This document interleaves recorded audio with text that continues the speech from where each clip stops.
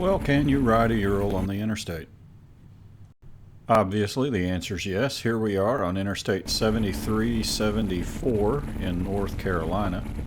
We're currently headed to Wilkesboro from the Sanford, North Carolina area. We're coming into the Winston-Salem area now. You can see the speed limit, 65 miles per hour. Don't let that intimidate you too terribly much. And if you look at my speedometer, you can tell I'm doing just a little bit better than 60. I'm actually approaching 65 and holding it. You can tell by the other traffic. They're not passing me by just flying by or leaving me sit still. Now, one of the taboo things for a Ural that you'll hear over and over, at least I heard over and over, looking to purchase one, asking questions, is, oh, it's not an interstate bike. Don't take it on the interstate. You can't ride it on the interstate. And I understand part of the reasoning for that, but at the same time, you need to get from point A to point B sometimes, and you shouldn't be terrified of the interstate being on a Ural. There's nothing inherently dangerous about taking the Ural on the interstate. It's a sidecar rig. It's going to perform at 60, 65 miles per hour on the interstate like it does on any other road. You just have to be careful with the difference in speed with other traffic. You have to pay attention, and that's what we did going here. We stayed in the right lane pretty much, planned ahead. You can see my GPS there. And there's three of us riding, and we simply stayed in the right lane. We held our speed, and we had a pretty good time of it.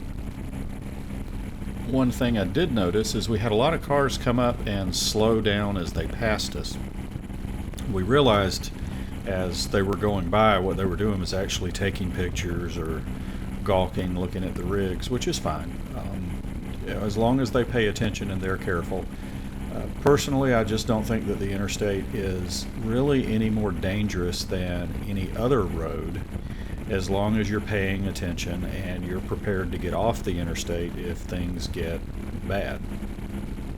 And by bad, I mean you wouldn't want to ride it in heavy congestion, stop and go, simply because the bike is going to want to overheat.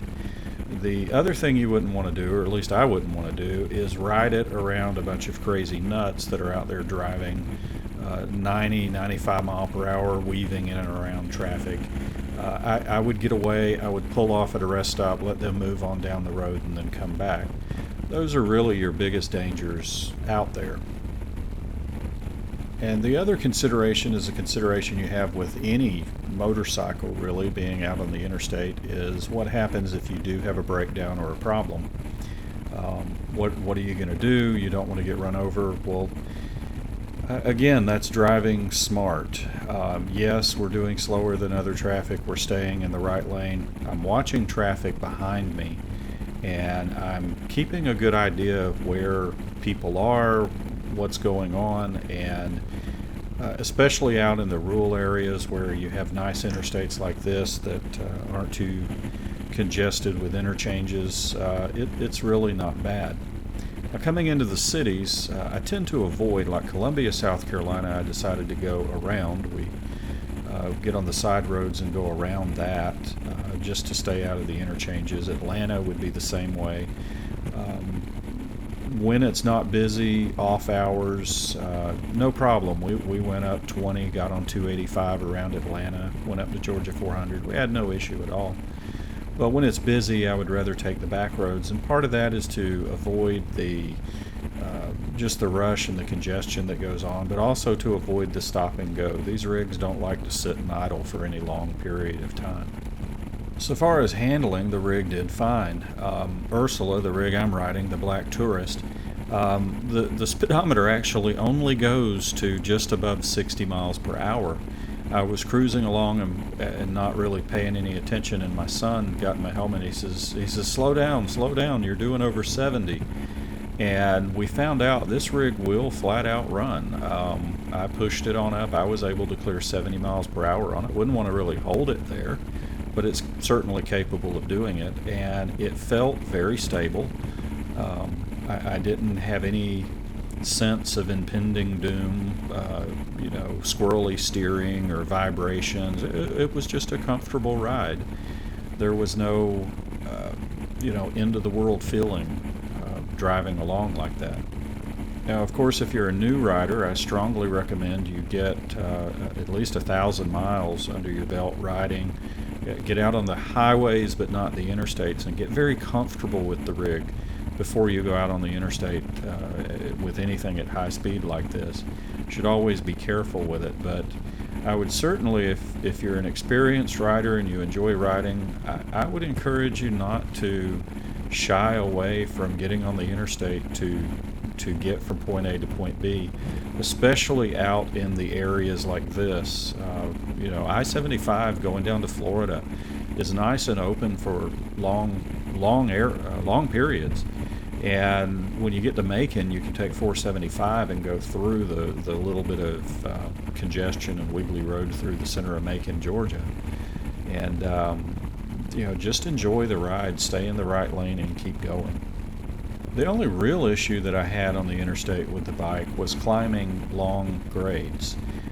As long as I hit the grade at over 60 miles an hour and really kept going, I was fine.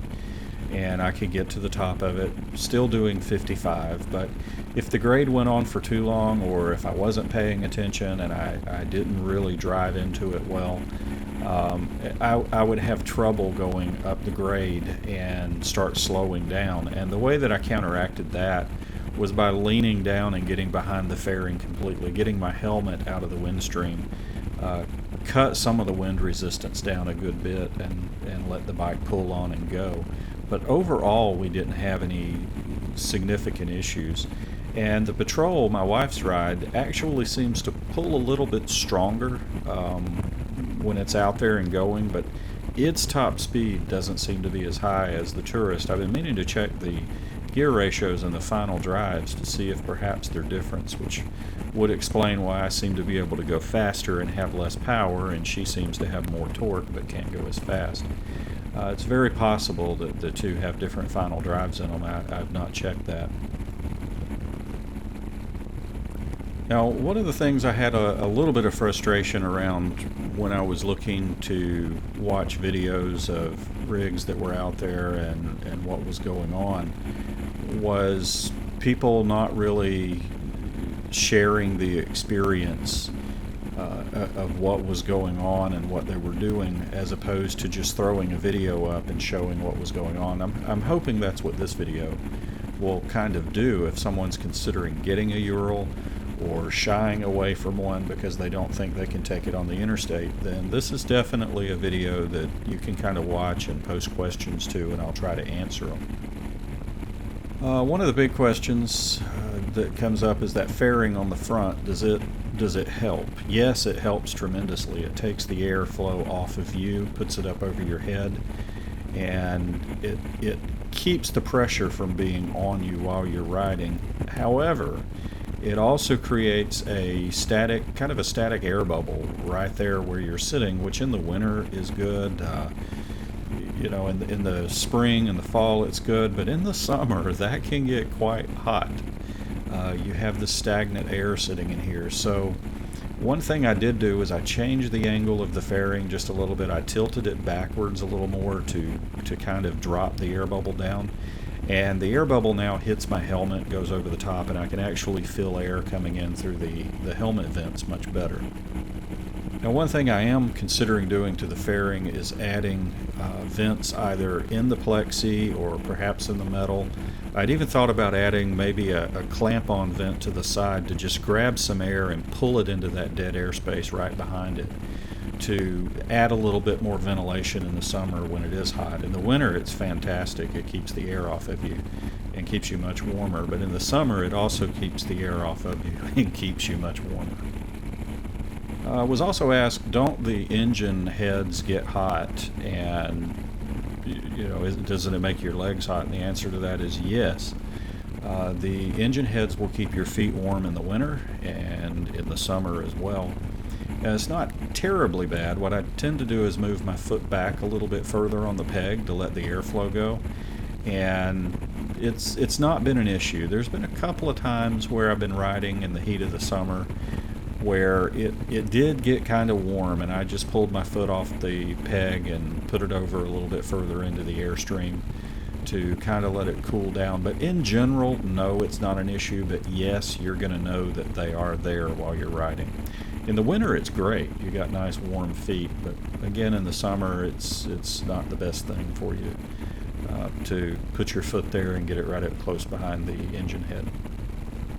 So what are you using for a GPS? Well, actually, I just use Google Maps on my Android phone. I actually have the Bluetooth connected to my helmet intercom system, which is I believe it's Cardo is how you pronounce it.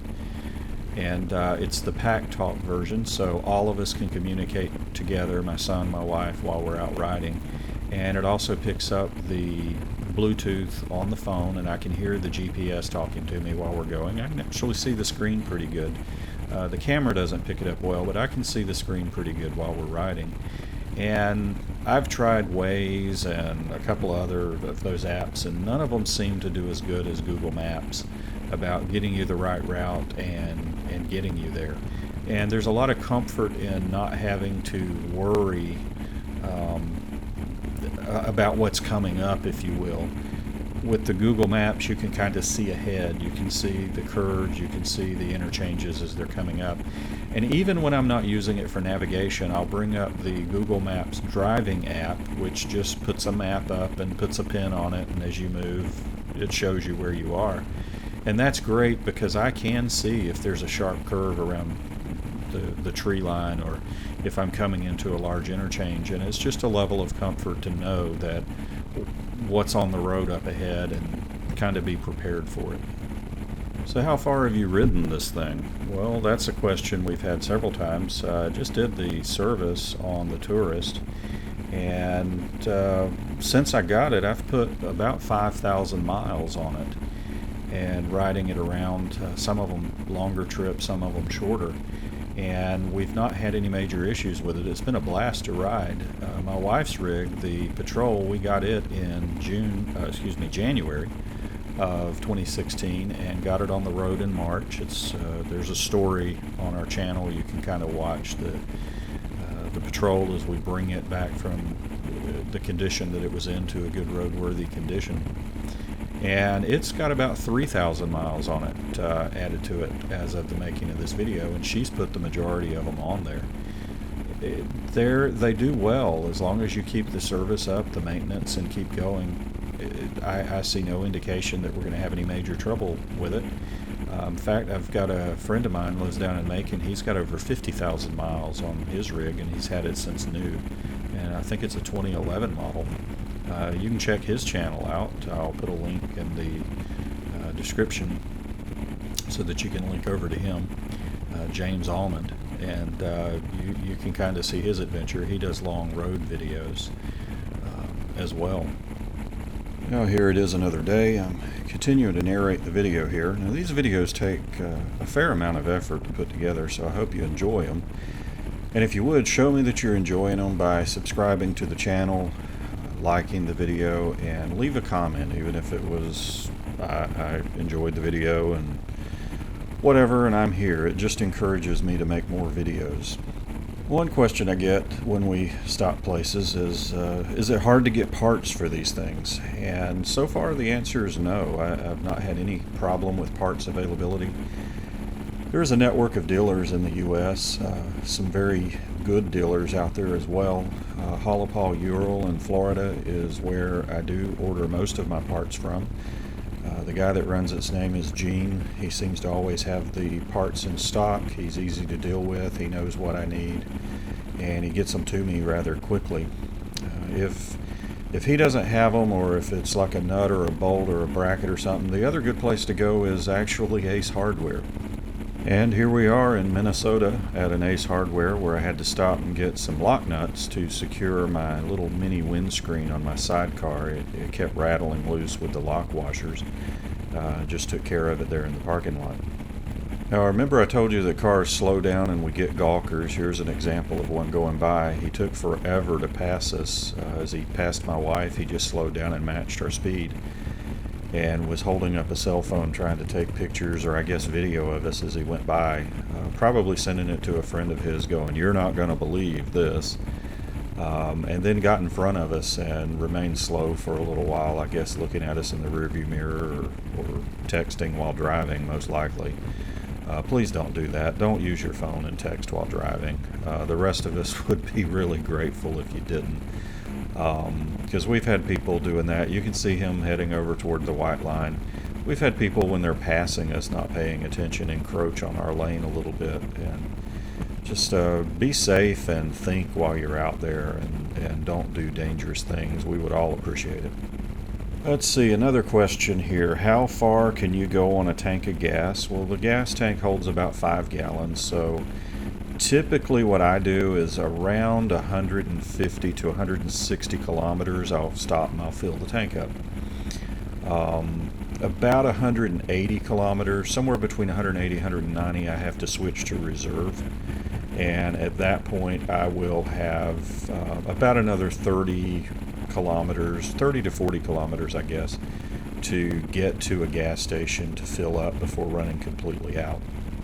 Now for the metrically challenged, that means we're filling the tank up roughly every 100 miles or so. And the maximum range on 5 gallons is only going to be about 150 miles. And I will stretch it out a little bit. Like I said, I'll maybe 120 miles I'll fill it up before we hit reserve, and 150 miles with reserve is the maximum range. And you'll notice in some of our videos you see a red gas tank strapped to the side of the sidecar, and that's actually a Rotopax 3-gallon gas can. I forget what they call them, compartment or whatever.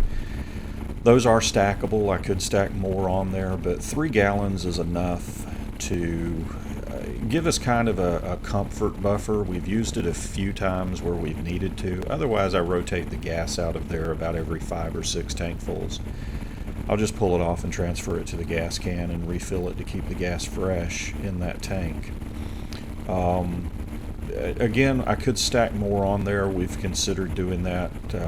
We're thinking about taking longer trips, but the reality is we need to stop every 100 to 150 miles just for fatigue, riding the bike. Rarely do we actually ride all of that out in one ride. So having to stop is not really an issue for us. We will stop and rest somewhere around 70 miles of riding. Look at an attraction or something, and then get back on and ride. And the next stop will be a gas station where we will fill up. The 3-gallon reserve was actually useful in places like Iowa, Minnesota, places where you're out and you don't know when your next fuel station is coming up. Now, it turned out they were fairly often. Kind of surprised us that there were as many gas stations along those deserted roads as there were. Certainly not as many as in Georgia. It seems like in Georgia, when you ride along, you get to an intersection and there's 5 gas stations, one on each corner and one just down the street. We see that that's not the case in a lot of other states. And actually, I kind of like that. I hate going to an intersection and there's 4 gas stations. Who designed that intersection and let 4 gas stations get on the corners? We see that quite often here in Georgia. So that Rotopax gas can, the 3 gallons, it's really 75 miles of travel. It's really there for comfort. If I'm riding along and I have to switch to reserve and we're still not seeing a gas station, we can pull over and transfer it to the tank and feel confident we can get somewhere to fill up. So it's kind of a security blanket, and I think it's well worth it to have it on these rigs. And I'm also asked, how far can we ride in a day? We try to keep our rides between 200 to 300 miles in a day. And we have gone further than that, of course, much shorter than that, but somewhere at around 300 miles, my rear end starts to complain about sitting, even on that Harley solo seat that I have. It starts to complain about sitting that long, and my legs get stiff, I get stiff, my shoulders are starting to hurt just from sitting there, and my neck gets sore. Even though that helmet is kind of a light helmet, you're holding up a helmet and there's something heavier on your head than usual, so you just get fatigued. So we do stop often, and we try to cover between 200 and 300 miles a day is just a matter of practice. But my wife and I are considering doing an IBA, an Iron Butt Award. Basically, that's where you cover 1,000 miles in a 24-hour period. Now, for us, that poses a special challenge. Line those up for you. First of all, we are on a Ural. We have a maximum speed that we can't get out on an interstate and cruise at 80 miles an hour in somewhere like Montana and rack the miles up quickly. So we're going to have to do it the hard way, between 55 and 60 miles per hour. And we're going to have to stop often and get fuel, which impacts the time. And we're also, I hate to say older riders, but we're not young anymore. Staying awake 24 hours, we figured out it would take us a minimum of 19 to 20 hours to get 1,000 miles in with all of the stops and if everything went well. And I'm not really anxious to stay awake that long, but we're discussing it, and we have a long trip coming up where we will be going through, it looks like we're still planning the trip, more details on that in the future, but if we take this trip, we're seriously considering trying to fit an IBA in as we cross South Dakota and Montana, where it'll just be open, continuous road.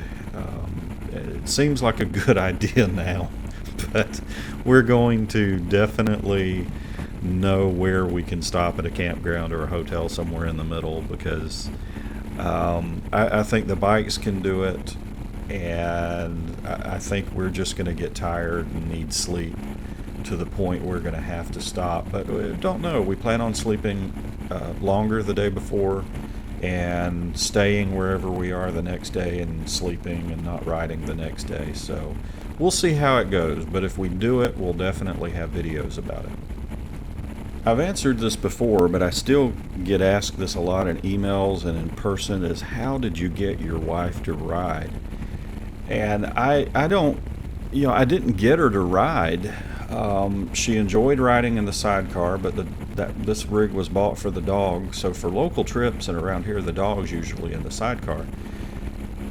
And I don't know if you could hear him in the background. He's howling right now. He loves to ride. So my wife was having to give up her seat in the sidecar for the dog to ride, and she came in and she said, I want my own rig, and that's how it started. So I don't have a secret code word, or there's nothing that I can tell you to get your wife to love to ride so much she wants to ride her own rig. But just be honest and open and enjoy it. If she enjoys it, encourage her. I would say that was the biggest thing that you should do, is if she seems interested and wants to ride, don't just put it off and think she's not serious. Get her a motorcycle riding class if she doesn't know how to ride. Let her ride the rig, and if she enjoys it, go with it. That's what I did, and there's really no secret. She's either going to enjoy and want to ride, or she's not. I'm often asked, how difficult is this thing to service and keep it running? And I've only had this rig a little bit less than a year at this point. I've been putting a lot of miles on it, and have had to service it and take care of the service, not just when I got it, but it's been through 2 services with me now because I've put that many miles on it. And it's not difficult. I did more than I needed to do to it because I wanted to touch everything and have it in a known state before I start depending on it. Pulled the final drive off, greased everything, have set the valves, adjusted the valves, pulled the carburetors, went through them, rejetted them, cleaned them. And the oil changes, if you see my videos, I put the spin-on adapter on the front. That's a fantastic modification, by the way, if you have one of these older rigs. I think it's well worth it. It doubles the service interval from 2,500 kilometers to 5,000 kilometers, and I just feel like those spin-on filters have a more consistent quality than the cartridge filters. And just looking at them, I know that they can filter the bits out of the metal. And the most recent service that I did on this Tourist, now it had, we ran 3,500 miles on it, I think, from one oil change to the next. And when I pulled the drain plug out, which has a magnet on it, there was no swarf to speak of on that magnet, which is little metal filings. There were none, little bitty tiny pieces, and you had to go hunting and looking for them. as opposed to the initial oil change and the second oil change before I switched over to the spin-on filter kit. The plug was covered with little bitty flakes of metal. Not bad, but everyone was telling me that was normal swarf. Well, it had none this time. So either the engine is not wearing or the oil filter is collecting all of that swarf and keeping it up instead of it making its way through and getting into the drain plug. So the short answer is, if you're remotely handy at all, these are not difficult to maintain and service. Don't let that be a fear point for you. You can learn how to do it as long as you have a little area that you can pull it up to and you've got basic tools. There's pretty much nothing that you can't do service-wise on these rigs to keep them on the road. And I guess some people think I have a magic way of explaining this. I don't know. Which is better, a trike, a spider, or a sidecar rig? I don't have an answer to that. I'm surprised how many times I've been asked that. I mean, it's not all the time, but they do ask me, well, which is better? Better is relative. The sidecar rig is better for me. It does what I want it to do. I enjoy it. I like the quirkiness of it. So it's better for me. So my advice is find a way to ride all three and look at it and decide which one you like best. I'm continually amazed that people don't know that this is a current production bike. I'm asked what year is it. They're shocked to learn that it's a 2008 and my wife's is a 2010. They think they're some old antique replica or an old antique themselves, but these are new production bikes. And that leads to the question of where are their dealers? I've never seen a dealer for one of these. Well, go to the IMZ Ural homepage and do a dealer search. There's probably one at least within 500 or 600 miles of you. There's not a huge number of dealers out there, but there are some major dealers out there where you can buy these rigs. There's one in Atlanta, there's one in Middle Florida, there's one in New England, there's one in Upper Ohio or Middle Ohio, somewhere up there. I know that there's one in Minnesota.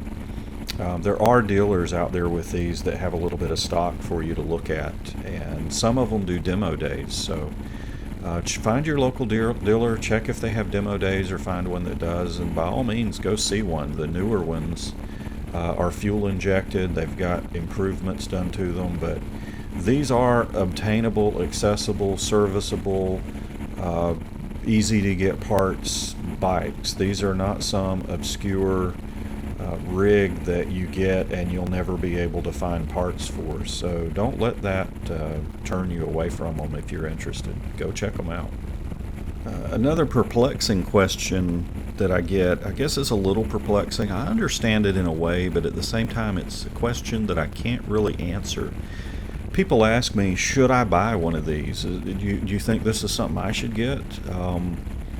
They ask that question in a lot of different ways, usually not as direct as that, but that is what they're asking, is this something I should consider getting?